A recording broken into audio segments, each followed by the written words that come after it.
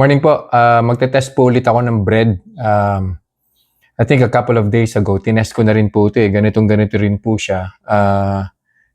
Tapos sa frying pan lang po siya niluto. No? Test ko po ulit ngayon pero this time, coconut flour naman po yung ginamit. Kasi yung the other day, almond flour po yung ginamit. Tapos na-try din po natin kung pwede rin po yung egg white powder. Gagawa rin po tayo. Ito pong dalawang to, nakikita ninyo, chicken patty po ito. White meat, yung breast, chicken breast na giniling po siya. Tapos nilagyan lang po ng egg, salt, at saka pepper. Wala na pong ibang halo. Of course, i-measure po natin. No? Kung magkakaroon po ng blood sugar spike, i-measure po natin yan via the OTI-CGM.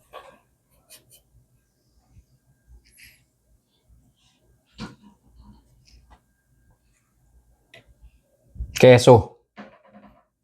Q-U-E-S-O. Hindi po ito yung Z, yung S po na queso. Yan, no? Diba? Laki. Ayos.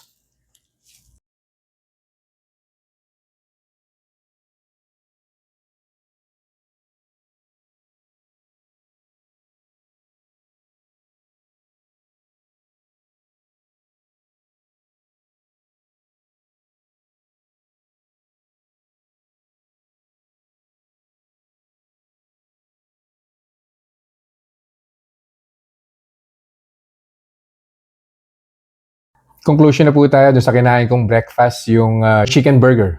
Homemade po yun. Nag-start po yung blood sugar ko 121. Medyo mataas po yung starting blood sugar ko dahil meron po akong tinry na produkto na sablay na naman. At nag-carry over pa po siya hanggang ngayon. Kahapon po yung testing. Popost ko rin po yan. So yun nga po, no, nag-start po yung blood sugar ko 121 and then after an hour, nag-133 po siya. So that's plus 12. After 15 more minutes, nag-139 pa po siya. So yun na po yung peak, 139.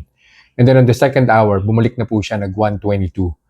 Most likely on the next 10 or 15 minutes, magli-less than 110 na po yan. And hopefully, bumaba na po ulit, no? Bumalik na po sa less than 100 yung blood sugar ko today. Recommendation, wala naman pong problema rin sa bread for as long as sigurado po tayo dun sa coconut flour na gagamitin. No?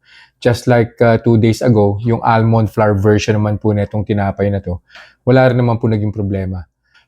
Overall, wala naman po problema. Actually, yung kinain ko nga po, dalawang sandwiches or dalawang set pa nga po ng chicken burger yun. No?